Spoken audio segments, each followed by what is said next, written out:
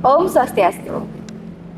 Halo teman pemilih, kembali lagi di podcast Ngosik, ngobrol asik demokrasi dan kepemiluan KPU Kota Denpasar.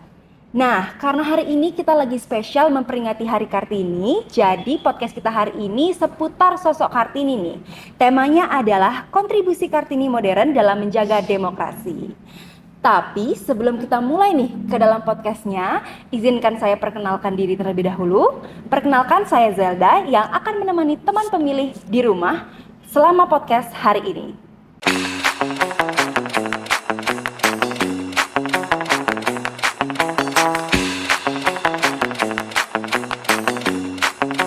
Di era demokrasi saat ini, kita telah diberikan kebebasan untuk menyampaikan suara dan aspirasi kita. Artinya, kita telah diberikan ruang untuk menyampaikan suara kita sebagai salah satu bentuk mendukung demokrasi. Tetapi, apa hubungannya dengan kontribusi Kartini modern dalam menjaga demokrasi itu sendiri? Yuk kita kaji lebih dalam lagi bersama dua narasumber kita yang telah hadir di studio hari ini. Ada Ibu PLT Sekretaris KPU Kota Denpasar, Ibu Ami, dan perwakilan mahasiswi magang dari Fakultas Hukum Universitas Udayana, Kak Melda. Selamat pagi Ibu dan selamat pagi Kak Melda. Gimana nih kabarnya hari ini? Kabar baik hari ini. Kabar baik pastinya, semangat juga nih. Tentunya pada semangat ya untuk mengikuti podcast hari ini ya. Semangat gak nih? Semangat pastinya ya. Semangat dengan kita mau bahas tentang Kartini juga ya. Oke. Nah, tanpa berlama-lama lagi kita langsung masuk aja ke pertanyaan-pertanyaan yang sudah kami siapkan untuk kedua narasumber kita hari ini. Tapi sebelum itu kita mulai nih dari pertanyaan-pertanyaan yang dasar dulu kali ya. Nah, menurut Ibu Ami dan Kak Melda, ketika mendengar kata Kartini modern, apa yang langsung terlintas nih di pikiran Ibu Ami dan Kak Melda? Boleh dari Ibu Ami dulu?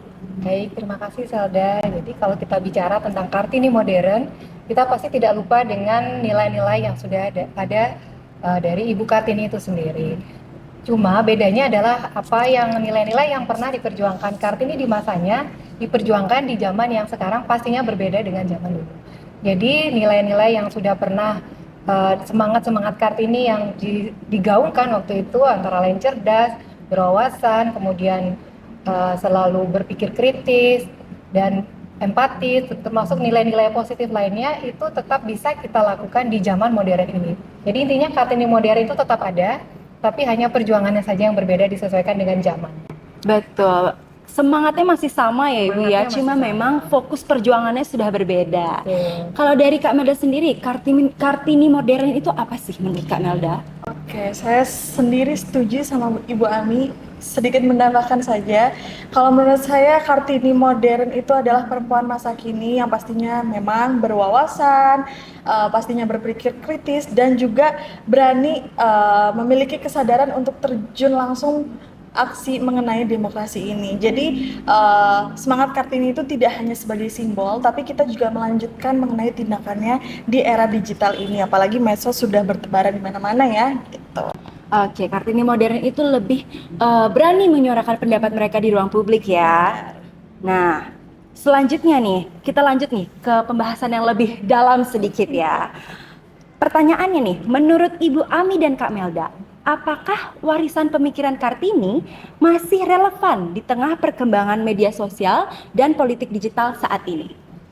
Siapa nih? Boleh dari Kak Melda dulu? Oke, dari saya dulu ya. Kalau menurut saya pribadi, semangat Kartini itu pastinya masih sangat-sangat relevan sampai saat ini. Apalagi yang telah beliau perjuangkan sebelumnya tentang berani berpikir kritis, tentang setaranya pendidikan, dan beraninya menyuarakan suara mereka nih terhadap kritik apapun, apalagi kritik tentang demokrasi. Cuma gini, karena kita kan sekarang sudah berbeda zaman ya, sudah banyak sekali sosial media yang bisa diakses oleh siapapun, oleh yang tua, oleh yang muda, lelaki, perempuan, semua bisa mengakses namanya media sosial. Sebenarnya karena media sosial ini sudah berkembang, jadi teman-teman sekalian itu pastinya juga lebih kompleks tantangannya. Dari hoax, dari hate speech, apalagi ya, karena semuanya bisa ngetik apapun buat siapapun. Nah itu tantangannya. Jadi sebenarnya lebih ke fokusnya yang berbeda. Fokusnya dulu itu kita harus melihat aksesnya nih, kita belum memiliki akses yang memadai, tetapi kita sekarang sudah memiliki akses. Bagaimana tinggal bagaimana kita melanjutkan aja tentang kayak informasi-informasi itu kan nggak semuanya benar ya gitu. Artinya pemikiran warisan dari Kartini ini masih relevan di masa kini, cuma memang untuk kita menginterpretasikannya itu beda ya, betul. Kalau dari Ibu Ami sendiri? Kalau dari saya secara pribadi sebenarnya salah satu nilai Kartini yang paling pas untuk diterapkan berkaitan dengan penggunaan media sosial adalah bagaimana perempuan itu harus cerdas dan berwawasan luas. Seperti yang tadi disampaikan Melda, bahwa banyak sekali hate speech, kemudian hoax, dan mungkin hal-hal lainnya yang sebenarnya nilainya negatif ya, maksudnya berimplikasi negatif. Kalau kita mempunyai wawasan yang luas dan kita cerdas, kita sebagai perempuan akan bisa melihat mana sih sebenarnya yang berguna untuk kita, mana yang bernilai positif, mana yang memberikan nilai lebih pada kita sehingga meningkatkan kompetensi, sehingga apapun yang ada di media sosial itu kita bisa saring, kita bisa melihat hal-hal positif yang bisa kita ambil dari media sosial. Selain itu, salah satu nilai lainnya adalah berani dan optimis. Jadi ketika kita melihat ada postingan atau komen-komen yang nilainya atau cenderung tidak sesuai, kita berani untuk memberikan pernyataan yang sebenarnya, atau kemudian memberikan atau meluruskan lah istilahnya, meluruskan kejadian yang sebenarnya tidak perlu disampaikan media sosial, sehingga komen-komen atau konten-konten yang sebenarnya itu tidak layak untuk ditampilkan, tetapi karena dibalas atau direspon oleh orang-orang yang pemikirannya sama, mungkin secara garis besarnya berpikir negatif, itu tidak ada counternya, maka itu akan dianggap sebagai satu kebenaran. Nah, jadi ketika perempuan itu berani, kemudian mempunyai wawasan yang luas dan cerdas, dia berani mengcounter konten-konten yang atau media-media lainnya yang memberikan informasi yang tidak benar. Jadi mungkin nilai-nilai seperti itu yang perlu kita tanamkan kembali untuk perempuan terutama ya, karena kita konsepnya kan Kartini hari ini. Iya, memang. Berarti Kartini ini memang dari awal ya, awal perjuangannya memang lebih mengedepankan bahwa kita harus memiliki wawasan yang luas nih, harus berani beropini, jangan takut teman-teman ya. Nah, teman pemilih, karena jawaban dari Ibu Ami dan Kak Melda sudah mulai menjerumus nih ke dalam, kita hold dulu sebentar, kita akan balik lagi setelah yang satu ini.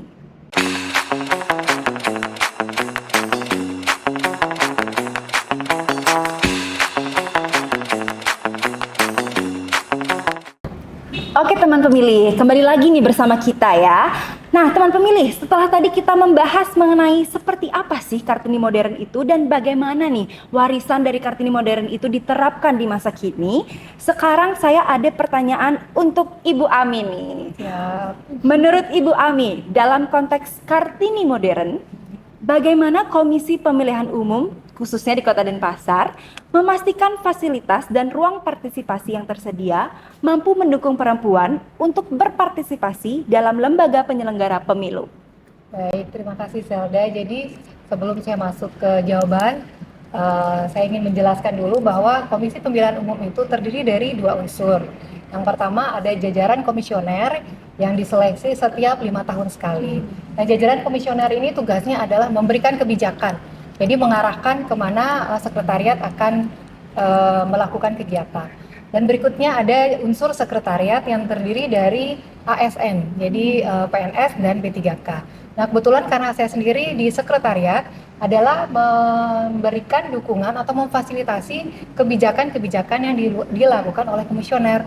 Nah, berkaitan dengan peran Kartini modern dalam lembaga penyelenggara pemilu, khususnya di sekretariat, karena saya dari sekretariat ya, itu saya lihat di KPU Kota Denpasar ini tidak ada yang namanya pembedaan antara laki-laki dan perempuan. Jadi kita tidak bicara gender ya, tapi berbicara seks jenis kelamin. Kita tidak pernah membedakan apakah laki-laki atau perempuan. Semasa atau selama mereka mempunyai tugas dan tanggung jawab yang sudah ditentukan atau sudah ditetapkan melalui surat keputusan, setiap orang baik laki-laki maupun perempuan mempunyai tugas dan tanggung jawab yang harus dilakukan. Nah, jadi dalam hal ini sudah tidak ada lagi pembedaan, oh karena kamu perempuan, oh karena kamu laki-laki, ini tugas perempuan, ini tugas laki-laki. Sudah tidak ada bias gender seperti itu. Nah, ini yang kita sudah ada di KPU Kota Denpasar, sudah tidak ada yang namanya ketimpangan gender, ya sudah tidak ada yang namanya usaha untuk persamaan gender, karena memang kita tidak ada membedakan apakah ini laki-laki atau perempuan, sepanjang semua mempunyai tanggung jawab yang harus dilakukan dan sudah ditetapkan baik melalui SK atau penugasan, itu memang harus diselesaikan. Nah, jadi kalau bagaimana perempuan berpartisipasi di lembaga penyelenggara pemilu, khususnya di KPU Kota Denpasar, saya pikir sudah maksimal. Selain itu juga dalam kegiatan-kegiatan kepemiluan, kita juga melibatkan pihak luar. Jadi kita mengajak istilahnya tenaga eksternal untuk membantu kita dalam proses pelaksanaan pemilu dan pemilihan. Nah, dalam proses ini contohnya dalam pengelolaan logistik itu juga banyak melibatkan tenaga perempuan. Nah, kita juga tidak membedakan karena dia perempuan kita tidak menerima, tidak seperti itu. Kita mengajak mereka untuk turut serta dalam kegiatan pengelolaan logistik itu. Demikian juga dalam perekrutan badan ad hoc. Badan ad hoc itu juga tidak ada karena mereka perempuan kemudian tidak diterima, tidak seperti itu. Jadi semua mempunyai hak yang sama dalam proses-proses yang kami lakukan di sekretariat, karena memang tidak pernah ada semacam arahan untuk membedakan ini tidak boleh diterima laki-laki, tidak boleh diterima karena perempuan, tidak seperti itu. Jadi Kartini Modern yang berpartisipasi di lembaga penyelenggara pemilu khususnya di KPU Kota Denpasar sudah bisa kita lihat dalam pelaksanaan pemilu sebelumnya. Jadi seperti itu saja. Oke, baik Ibu. Berarti KPU Kota Denpasar sendiri nih memang sudah memberikan fasilitas dan ruang ya sebenarnya kepada teman-teman, tidak hanya perempuan ya, kepada seluruh gender, jadi tidak dibedakan lagi ya Ibu ya. Jadi tergantung kitanya aja mau apa enggak sih untuk turut berpartisipasi gitu ya Ibu ya.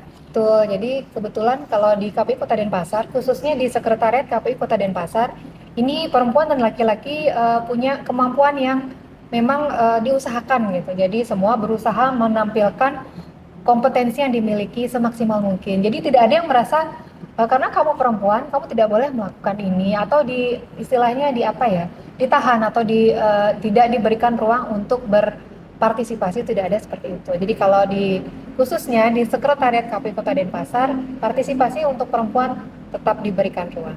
Tetap diberikan ruang teman-teman. Jadi kita memang harus aktif aja ya Ibu ya, harus berani nih. Ada pemilu nih, kita coba boleh kali ya Ibu ya, boleh ikut gitu kita Ibu ya. Tidak perlu takut nih kita perempuan, nanti kita ditolak, paling cuma dapat bagian-bagian yang gampang-gampang gitu. Enggak ya, kita setara sama semua. Oke. Nah, kita beralih dulu sebentar Ibu Ami ke Kak Melda ya. Untuk Kak Melda nih, saat ini perempuan itu banyak dianggap vokal ya oleh teman-teman di kalangan publik, salah satunya di media sosial. Tapi apakah vokal mereka itu benar-benar memberikan dampak di dunia nyata atau hanya sekedar noise digital? Sebenarnya terima kasih atas pertanyaan dari Zelda. Mengenai noise digital itu sendiri, yang saya ketahui noise digital itu merupakan kondisi di mana informasi yang kita dapat itu sangat banyak. Tetapi ketika kita melihatnya, itu dampaknya itu belum tentu nyata teman-teman. Jadi kalau kita tarik ke hal yang positif, tidak semuanya memiliki hal yang positif. Dan mengenai pertanyaan yang tadi, itu sebenarnya bisa keduanya. Bisa menjadi noise digital atau bisa berdampak dengan nyata. Jadi gini, di satu sisi noise digital itu memang sering kali terjadi. Kenapa? Karena bisa salah satu atau salah dua yang menyampaikan sebuah opini mereka di sosial media ya terutama, itu hanya mandek di opini saja. Mereka tidak melanjutkan ke aksi selanjutnya atau aksi nyatanya nih. Jadi dampak yang disebabkan itu lumayan cepat hilang di masyarakat. Mungkin teman-teman sekalian tahu ya seberapa banyak yang viral nih, cuma sehari dua hari abis itu terlupakan, padahal itu merupakan isu yang memang harusnya dibahas lebih lanjut gitu.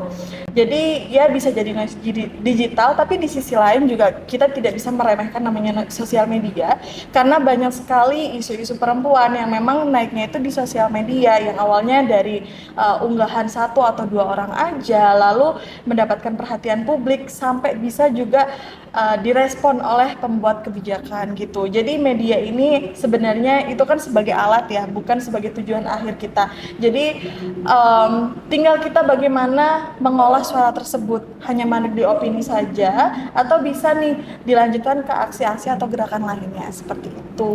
Intinya kalau kita mau vokal nih di media sosial, tergantung gimana nih kita menyampaikan suara kita. Benar. Ya. Kalau ujung-ujungnya kita cuma hanya memanaskan media sosial tapi aksi kita nol, jadi sama aja ya, kita salah satu noise digital berarti kita ya. Jangan kayak gitu ya teman-teman. Apalagi kita kalau menerima sebuah informasi itu harus cross check, karena jangan menyebarkan hoax atau disinformasi ke kalangan lainnya lagi, karena itu akan semakin blunder. Iya, akan semakin panas nih media sosial dengan hoax-hoax ini ya. Oke, kita kembali lagi nih ke Ibu Ami. Ibu, seperti yang kita ketahui nih, di media sosial sekarang sangat banyak memberikan kita informasi yang hoax, yang tidak benar ya adanya ya. Gimana Komisi Pemilihan Umum khususnya Kota Denpasar menyediakan sarana edukasi nih untuk teman-teman masyarakat dalam mengakses informasi dan literasi politik, terutama bagi perempuan deh. Gimana KPU Kota Denpasar itu menyediakan sarana edukasi? Jadi saya coba jawab ya. Sebenarnya kalau KPU Kota Denpasar ini kan mempunyai media informasi melalui media sosial, kemudian ada web KPU Kota Denpasar, tapi sebenarnya tidak dikhususkan untuk perempuan. Jadi semua bisa memperoleh informasi yang sama. Kemudian informasi-informasi yang kita sampaikan pun juga adalah informasi yang tidak hanya menyampaikan informasi, tapi kita juga berharap bisa memberikan tambahan pengetahuan. Nah, jadi untuk media-media yang sudah ada, ini memang seharusnya adalah media resmi atau official dari KPU Kota Denpasar, sehingga konten-konten yang ditampilkan itu dapat dipercaya kebenarannya. Jadi kan kalau misalnya kita tahu banyak sekali ada apa namanya itu yang jadi dia fake account, fake account itu kan tidak dipercaya ya. Maksudnya kadang namanya tidak lengkap, tidak ada profil wajahnya. Tapi kalau kita sudah punya yang resmi, bahkan di SK-kan, itu pun bisa dijamin kebenaran informasinya, sekaligus ada proses edukasi di dalamnya. Nah, selain itu sebenarnya kalau bisa menarik ya, sebenarnya menarik kaum apa namanya ini, kaum generasi Gen Z yang sekarang sangat mudah memperoleh disinformasi, kemudian mudah terpengaruh oleh hoax dan hal-hal lainnya yang cenderung negatif. Ya mau tidak mau, itu adalah jadi tantangan bagi kami untuk bisa memberikan konten-konten yang secara isinya bisa menarik perhatian dari Gen Z. Nah, secara tidak langsung kan itu akan menambah pengetahuan Gen Z terkait dengan kepemiluan. Nah, itu saja sih yang bisa kami upayakan, karena memang secara mengkhusus tidak ada yang menangani bagian istilahnya yang mempunyai kompetensi yang mumpuni terkait dengan penyampaian informasi. Selama ini kami hanya berusaha menyampaikan informasi yang sekiranya bisa memberikan tambahan pengetahuan dan juga sekaligus memberikan pendidikan pemilih kepada seluruh viewer, termasuk kalau bisa ya Gen Z ini yang sebenarnya sangat mudah dan memberikan memberikan kontribusi yang besar sebenarnya terhadap proses demokrasi itu sendiri. Jadi kurang lebih seperti itu saya. Baik, kalau dari KPU Kota Denpasar sendiri berarti menyampaikan informasinya dari media sosialnya Instagram, mungkin Ibu ya, boleh dicek teman-teman pemilih ya, langsung di Instagram KPU Kota Denpasar. Tentunya cari yang sudah terverifikasi betul-betul benar gitu Ibu ya, jangan sampai kita termakan hoax gitu Ibu ya. Kalau di website KPU Kota Denpasar sudah pasti benar, sudah pasti dipastikan nih tidak ada hoax. Oke. Nah, teman pemilih, perbincangan kita sudah semakin hangat nih, sudah semakin asik ya teman-teman pemilih. Jadi supaya teman-teman di rumah semakin pengen tahu nih, semakin kepo nih, apa sih pertanyaan-pertanyaan selanjutnya? Kita break dulu sebentar supaya teman-teman masih kepo nih, apa ya selanjutnya pertanyaan-pertanyaannya. Oke, tetap di sini bersama kita, nanti kita akan kembali lagi.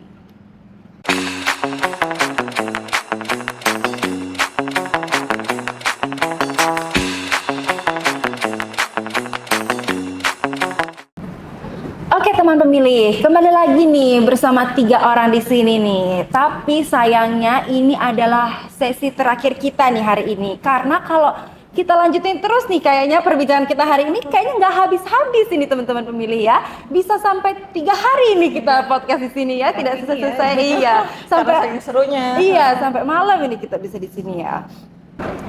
Nah, Ibu Ami dan Kak Melda nih, seperti yang kita tahu, keberanian perempuan untuk bersuara hari ini itu masih banyak menghadapi hambatan ya. Sehingga banyak perempuan itu memilih untuk menyimpan opini mereka atau pendapat mereka sebagai bentuk dari cari aman nih di ruang publik. Pertanyaannya nih, menurut kalian hambatan seperti apa nih yang paling sering dihadapi oleh perempuan? Boleh dari Ibu Abi dulu deh. Oh, baik. Jadi kalau menurut saya hambatan yang dialami oleh perempuan dalam bersuara di media itu yang pertama, karena saya ibu rumah tangga ya, mungkin lebih ke waktu. Jadi waktu bahwa kita untuk scroll media sosial itu tidak terlalu banyak, dan mungkin pada saat scroll itu yang tampil itu bukan sesuatu yang perlu kita counter, mungkin seperti itu. Kemudian yang berikutnya hambatannya adalah bahwa perempuan itu sendiri mungkin tidak mempunyai cukup pengetahuan. Jadi ketakutan ketika menyampaikan opini nanti ada counter yang menyudutkan, itu mungkin lebih kepada bahwa mereka sebenarnya tidak mempunyai cukup pengetahuan untuk menjawab, sehingga daripada salah menjawab lebih baik diam. Nah, kemudian yang berikutnya adalah bahwa masih ada perempuan yang memang tidak berani, jadi tidak mempunyai keberanian untuk menyampaikan sesuatu walaupun tahu bahwa itu bisa memberikan manfaat bagi yang lainnya. Jadi istilahnya apa ya, silent viewer ya, kalau nggak salah ya, silent viewer. Jadi mereka sudah diam aja, kau juga tidak memberikan kontribusi kepada saya secara pribadi, jadi tidak melihatnya untuk kepentingan yang lebih luas. Jadi sebenarnya hambatannya lebih kepada personal perempuan itu sendiri, bukan dari pihak luar kalau saya melihatnya ya. Karena kalau kita lihat di konten-konten media sosial itu, yang menjawab dari perempuan itu juga banyak, jadi tidak hanya laki-laki, dan yang di counter itu pun juga tidak hanya perempuan saja, tapi juga laki-laki. Kalau mereka salah menyampaikan opini atau dianggap komennya tidak sesuai, semakin banyak orang yang akan mengcounter. Nah, jadi kalau melihat dari sekilas pengamatan saja seperti itu, saya pikir hambatannya lebih kepada personal perempuan itu sendiri. Jadi PR-nya adalah bagaimana perempuan untuk bisa memberikan nilai yang lebih kepada orang lain, yang memang pertama harus meningkatkan wawasan, meningkatkan kompetensi, dan harus cerdas, dan yang pastinya adaptif terhadap teknologi. Karena kalau misalnya kita mau komen tapi kita tidak tahu caranya, kan juga bagaimana caranya kita meng-counter. Jadi kurang lebih seperti itu sih hambatannya. Selama perempuan itu sendiri mempunyai kemauan untuk mengatasi hambatan tersebut dari dalam, saya pikir tidak ada hambatan yang lebih besar selain dari personal itu sendiri. Jadi kurang lebih seperti itu, Sada. Baik, jadi kita perempuan ini terutama yang masih takut-takut nih harus dilawan ya rasa takutnya Ibu ya. Ya, kita harus tahu apa yang harus disampaikan. Iya, jangan sampai berani tapi tidak tahu apa yang disampaikan. Iya, betul sekali. Tapi kembali lagi ingat, kita harus tahu nih apa yang ingin kita sampaikan ya. Jangan sampai hanya nimbrung-nimbrung aja ya, tapi ternyata yang kita ikuti salah ternyata ya Ibu ya. Jadi ingat teman-teman, harus tetap di cross check ya teman-teman ya. Kalau dari Kak Melda nih, tanggapannya? Mungkin kalau dari saya pribadi memiliki pandangan lain ya Ibu Ami. Jadi sebenarnya karena saya juga merupakan mahasiswi, saya masih sering kali menemukan perempuan-perempuan yang memang tuh susah atau takut untuk bersuara, berpikir kritis, itu masih takut. Dan mungkin ada beberapa alasan. Itu yang pertama itu mengenai stereotip gender. Sebenarnya menurut saya pribadi memang hal ini belum 100% bisa dihilangkan gitu ya di Indonesia ini, karena memang dari ya zaman dulu masih ada nih namanya ketimpangan gender, dari yang dibilang kalau perempuan itu masih tidak penting untuk menyampaikan sebuah pendapat. Adapun stigma mungkin yang teman-teman pernah dengar, stigma bahwa kalau suara perempuan itu lemah, lembut, itu dianggapnya mereka tuh apa ya bahasanya lenje dan kayak kayaknya lemah deh perempuan. Ada juga kalau mereka bersuara lantang malah dikiranya mereka tuh berisik, itu sih. Nah terus yang kedua, perempuan ini masih berpikir tentang fear of judgment. Jadi mereka tuh takut di hate speech seperti itu, takut dirundung dan lain sebagainya karena mereka menyampaikan sebuah opini. Lalu yang ketiga juga masih banyak perempuan yang mungkin merasa dirinya itu kurang aman, jadi masih ya takut aduh nanti gimana ya gitu. Dan iya secure, dan yang insecure ya. Iya, insecure. Jadi yang terakhir juga ini mengenai internal Jadi benar Ibu Ami tadi, ada ketakutan dari diri sendiri, tidak hanya bisa menyalahkan dari luarnya, tapi kita juga harus tanya teman-teman ke diri kita sendiri, apakah memang kita sudah mempunyai keberanian, kita sudah mau beropini, kita sudah berusaha misal mengikuti forum diskusi di publik, maupun misal diskusi antar teman saja, itu apakah kita sudah berani gitu. Jadi ya hambatannya tidak hanya dari luar, tapi juga dari dalam diri kita masing-masing gitu sih kalau dari saya. Oke, sebenarnya hambatan-hambatan itu kan pasti ada ya Ibu Ami dan Kak Melda ya. Benar. Tapi tergantung lagi nih cara kita menanggapinya. Kalau memang kita terus takut, nggak akan pernah maju nih kita jadinya ya. Jadinya kurang percaya diri juga tuh. Jadi mulai sekarang harus dilatih nih percaya dirinya ya para Kartini-Kartini modern ini ya. Nah, kalau Kak Melda sendiri nih, karena tadi masih dari mahasiswi ya. Nah, ada nggak sih tips and triknya supaya para Kartini-Kartini modern nih, khususnya mungkin di kalangan mahasiswa atau mahasiswi, gimana sih supaya mereka tuh berani menyuarakan opini mereka? Gitu. Mungkin izin ya menjawab langsung.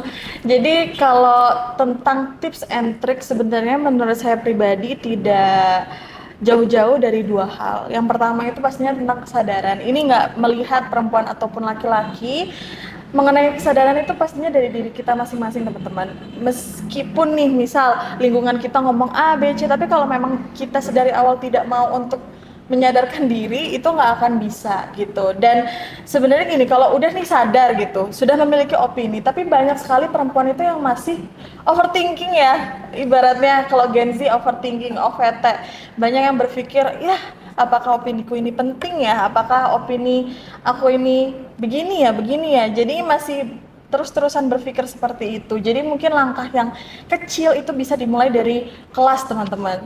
Kelas kita kan masih sama-sama mahasiswa nih, bisa berpendapat di kelas ketika dosen mungkin menanyakan suatu hal, bisa membuat forum diskusi misal sama teman deket aja, atau kalau memang langsung mau sama teman-teman di luar kampus juga makin bagus gitu. Lalu yang kedua itu kalau udah adanya kesadaran pastinya harus ada keberanian gitu ya, apalagi perempuan-perempuan harus berani menyampaikan pendapat mereka, tetapi harus memang di cross check terlebih dahulu. Kalau hoax ya percuma ya. Iya, percuma Udah ya. berani tapi salah, aduh itu harus bisa dipertanggungjawabkan, teman-teman. Memang sih keberanian itu tidak langsung muncul dari diri.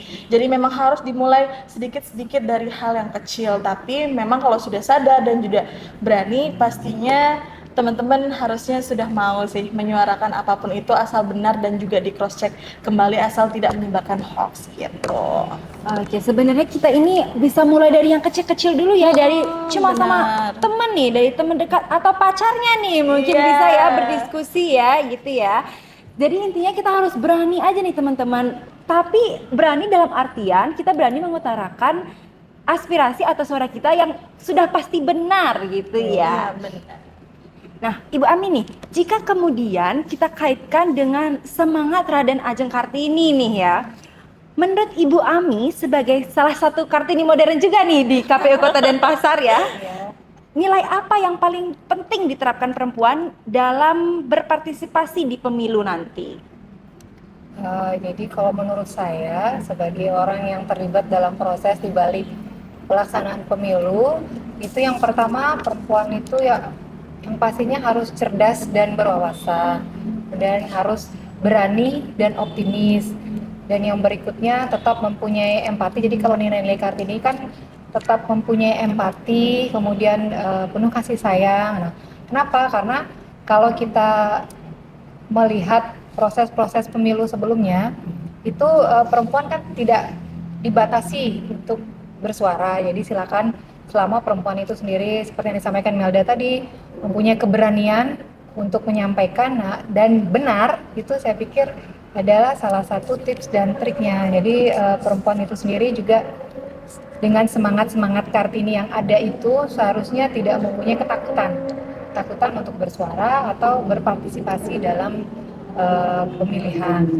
Kemudian sebagai pemilih sendiri, sebagai pelaksana atau pemilih di luar dari lembaga kepemiluan, ya memang kita harus melihat siapa yang akan kita pilih, itu kita harus tahu juga. Jadi jangan sampai kita ibaratnya tidak tahu jadi asal ikut-ikutan, atau malah yang lebih parah itu diarahkan sehingga kita tidak mempunyai pendirian untuk memilih sesuatu. Jadi sebenarnya tidak hanya di pemilu saja ya. Jadi dalam kehidupan sehari-hari pun kita harusnya mempunyai pendirian untuk berani memilih sesuatu yang kita anggap benar dan baik untuk kita. Jadi kurang lebih seperti itu, Zelda. Iya, jadi kita harus tetap berwawasan yang luas, tetap harus cerdas dan tentunya berani, teman-teman ya. Itu aja nih kunci saktinya ya Ibu Ami dan Kak Melda ya. Nah, luar biasa sekali ya jawaban-jawaban dari narasumber kita hari ini. Jadi jelas ya teman pemilih, kita sebagai Kartini modern, tidak hanya Kartini modern sih sebetulnya, untuk semua kalangan masyarakat, kita harus tetap berani menyuarakan aspirasi kita, berani bersuara, tetapi dengan notes bahwa kita bersuara sesuai dengan apa yang ada. Sudah terverifikasi nih, jangan sampai termakan hoax gitu ya teman-teman. Dan harus berani, jangan takut nih kalau ada komentar-komentar negatif gitu ya, kita harus berani nih kalau merasa memang tidak Counter lah. Iya, counter lah, kita balas nih bahwa kita memang tidak benar seperti itu ya. Sesuai data ya. Iya, tanpa emosi. Benar, Karena Kartini tentunya pakai hati ya, ada empatinya ya, betul. Terlalu bersemangat nih saya hari ini ya. Semangat Kartini. Iya, Iya, tentunya benar. karena hari ini hari Kartini, jadi semangatnya membara sekali nih di podcast hari ini ya. Kita akhiri nih Ibu Ami dan Kak Melda, boleh nggak kasih closing statement ke teman-teman pemilih di rumah? Boleh dari Kak Melda dulu? Oke, intinya teman-teman semangat Kartini itu masih ada, masih relevan sampai saat ini. Tetapi Kartini itu tidak hanya bersuara, tapi juga harus berwawasan betul, berpikir kritis, dan juga mereka harus berani. Jadi tidak hanya tentang hal-hal yang besar atau kompleks, bisa dimulai dari hal-hal yang kecil. Karena ya demokrasi akan tetap hidup jika kita tuh berani dan juga terus menjalankan hal tersebut gitu. Oke, kalau dari Ibu Ami? Kalau dari saya lebih ke pribadi ya, jadi pendapat pribadi bahwa teladan Kartini itu sampai sekarang harus tetap dipertahankan. Yang pertama bahwa perempuan tetap harus berpendidikan. Jadi jangan sampai perempuan merasa saya kan nanti misalnya mau jadi ibu rumah tangga, males sekolah gitu, tidak. Jadi bagaimanapun perempuan tetap harus berpendidikan. Pendidikan itu penting bukan hanya soal kita sekolah, tapi kita juga berkomunikasi, bersosialisasi, bertemu dengan banyak orang, bertemu berbagai macam pemikiran, sehingga kita bisa melihat seperti apa sih kondisi sebenarnya. Kemudian yang menjadi tantangan sebenarnya, karena Kartini pada masanya itu juga tetap mempertahankan budayanya. Nah ini yang jadi tantangan bagi Kartini modern. Bagaimana dengan pendidikan yang ada tetap bisa mempertahankan tradisi dan budaya. Jadi kalau di Bali ini kita masih lihat ya, masih berjalan bahwa perempuan-perempuan yang walaupun statusnya bekerja, tapi untuk urusan adat istiadat, terutama yang beragama Hindu, itu tetap berjalan. Nah ini sebenarnya tantangan yang tetap harus dipertahankan, bagaimana dengan pendidikan yang tinggi, kemudian tetap bekerja di luar sektor domestik, itu tetap bisa mempertahankan tradisi dan budaya yang memang yang sangat bernilai, jadi tidak bisa diperoleh dari manapun kecuali dari kita yang melestarikan. Jadi kurang lebih seperti itu. Jadi tetap semangat untuk ibu-ibu di luar sana yang bekerja, kemudian tetap mengurus keluarga dan tetap berhasil mempertahankan tradisi budaya di daerah masing-masing. Jadi itu teladannya yang menurut saya penting untuk kita teruskan. Itu saya ada. Siap, itu dia teman pemilih. Jadi itu tadi bincang-bincang kita seputar Kartini modern dalam menjaga demokrasi pada podcast Ngosik hari ini. Teman pemilih, jangan lupa ikuti terus podcast-podcast Ngosik lainnya yang tentunya topiknya akan terus berubah dan tidak kalah menarik. Dan juga terus ikuti perkembangan informasi seputar kepemiluan dan demokrasi di media sosial dan website resmi KPU Kota Denpasar. Saya Zelda, pamit undur diri sebagai host dalam podcast Ngosik hari ini. Saya tutup dengan Parama Santi, Om Santi Santi Santi Om. Mulati Denpasar Santi.